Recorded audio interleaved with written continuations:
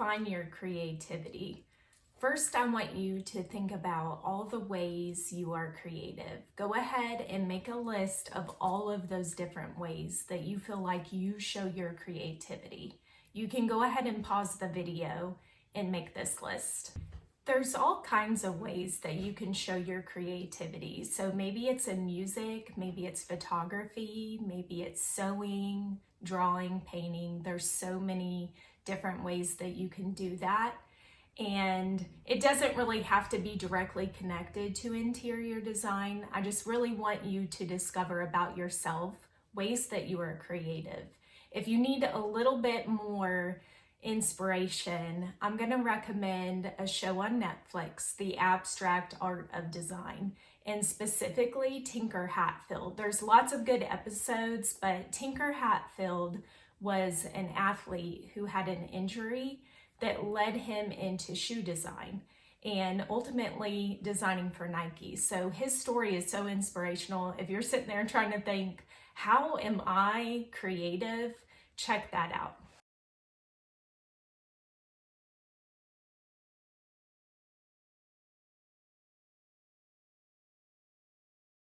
Now that we've discovered ways that you are creative, we want to transfer that into interior design. So how are you going to show your creativity to the client when you are trying to show them inside your head what ideas you have for their design? What method or technique are you going to use to do that? So when discovering that, there are lots of ways interior designers show their works back to their clients. And what you're going to do is you're going to see which one you are naturally drawn to. You want to see some really good examples of some designers and their techniques that they use. Here's some shows that I recommend. So Capturing Home, she's a photographer and she will collect all the items that are going to be used in the design and take a picture of it. So it's really neat to see that as she shares that with her client. If you watch Hometown, you're going to see Erin. She does watercoloring, so a rendering of what the outside of the house is going to look like. And then as far as schematic design boards go, where clients can see the materials that are going to be used, they can touch and feel it. I like the interaction in Dream Home Makeover on Netflix, Fixer Upper on Magnolia Network, and Property Brothers on HGTV. So it's good to watch other designers as they're being creative to just find that inspiration for yourself. And you want to try out several different techniques to figure out what works best for you. I also want to recommend on Magnolia Network, they have a show called Point of View, a designer's portfolio, and it actually takes you through a different designer each episode, and you can see their techniques. And a lot of them did not come from a world of interior design. They came from different backgrounds, so I really like this show and feel like I can relate a lot to it. Here are some examples of some popular interior design techniques that are used. You have the schematic mood boards, photography, drawing, sketches or renderings, painting, digital design, inspiration pieces. So they're starting with a piece of inspiration and then creating a design based off of that. Or cutting out pictures and creating a collage. Sometimes I do that with magazines or printed off pictures. And then last, floor plans. So there's lots of different techniques. I will create videos for how to do each one of these examples, but go ahead and choose what you are naturally drawn to as a starting point. Whenever people become singers, a lot of times people say, who inspired you? And they come up with a list of people they listened to growing up and just the way they write their lyrics and the way they hit certain notes. They use that as inspiration to create the type of singer they want to become. And interior design is no different. It's a good idea to look at other interior designers and then pick and choose different methods that you like from each of those, try them out and see if they work for you. So you're not copying someone else, but you are trying to find ways that work for you as an interior designer. Not only do you want to come up with a technique that you want to use to show your clients your ideas, but you also want to be thinking about the type of interior designer you want to be. So what kind of characteristics do you want to have? How do you want to interact with your clients? There's so much to think about. So what I want to challenge you to do next is look at some interior designers and pick and choose things that you like from each one. I'll show you the examples that I have. When I was trying to figure out what kind of designer I wanted to be, I took a lot of inspiration from these people and still do. I really liked in No Demo Reno Jen. She just has really good relationships with her clients. I don't think I'm as funny as her, but I do appreciate her humor, and her designs are just really realistic because a lot of people don't really want to do a full demo, so that's very real life. And she's very good at social media, just creating a purchase list that people can go in and buy direct things from her designs, which is really neat.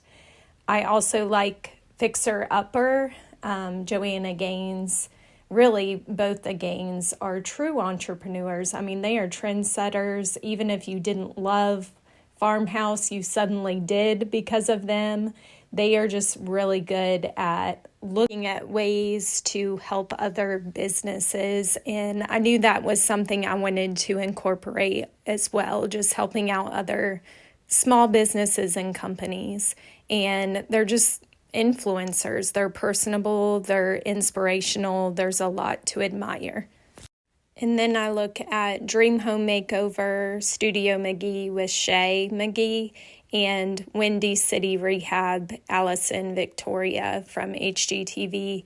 And both of them, just their design skills amaze me. They appeal to majority of people. It's very high-end, professional. It just looks very classy every single time.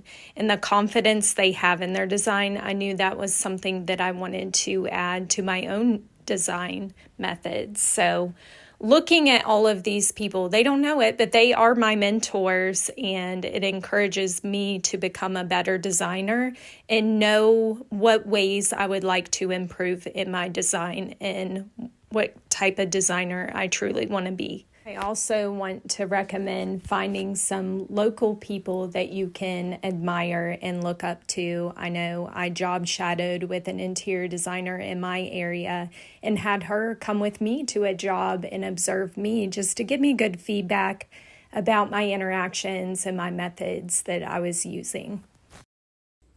Now we want to put it all together in practice so we know what your method is going to be, how you're going to show your ideas back to your client. We know where you're going to pull that inspiration from and the type of designer you want to become. And last, we're going to practice it. So if you take interior design classes, there's a good chance you'll take a design process thinking or design thinking class, and that's going to go over different steps. We have empathizing with the client, defining the problem, ideate, so you're showing those ideas back, creating a prototype, and then testing it. So I want you to have some practice in doing this, and you can choose friends, family, or if you're not that confident yet, that's okay. You're just starting. What I did when I started was I'd watch design shows, and I would sit there, I would hear the client's story and watch the interaction and take notes, and then I would pause it right after I knew the problem. Now, it's not perfect because you're not going to have measurements and things like that or the actual interaction, but luckily for my husband, I would just discuss with him, this is what I would do, and take it a step further and try out your process and come up with a design schematic board for that client, and just do it over and over again. The more that you practice it, the more you'll figure out what technique works best for you and you're comfortable with, and you'll be able to have all that extra practice before moving forward with your design. Let's practice the steps. So number one, with empathize, go ahead and choose what method you want to do and pick a client, whether that's the start of a TV show or an actual client. Put who your client is and write a summary of the challenge that you have and why your client needs you to solve it. Don't forget that this is empathize, so you are having empathy for your client. You are understanding what it's like to be them and what the design problem feels like to them. Communication is so key, and that's part of defining. So you're wanting to restate back to your client what the design challenge is. That way you are making sure that you're including all of the things that they're thinking about and worrying about. That way you can ease their mind and they clearly know what job you are going to do for them. For instance, they may say to you, hey, I want you to use this piece of furniture. It really means a lot to me. You would incorporate in that definition back to them what you're going to do. And you're also going to go over like the scope, so how much time it's going to take and how much it's going to cost, and clearly what problem you are solving for them. Next, we are to ideate. So here is where you get to be creative and put it down on paper, your digital design, your schematic mood boards, whatever technique you chose. This is where you are creating that.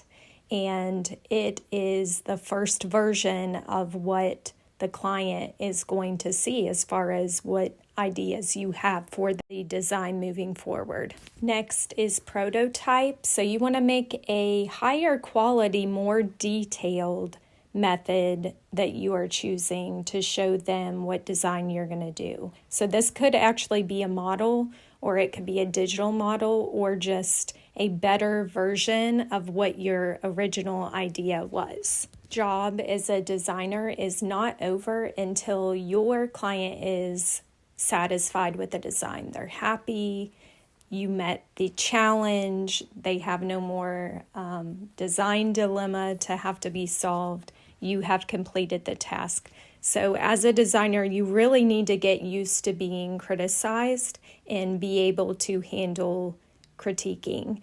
And I suggest with this, you need to share your design with somebody, and whether they're pretending to be your client or you're just showing someone, let them see your design and take any critique they have for the design. Ask them, do you think I met the challenge? What do you think of my design? That will help you grow.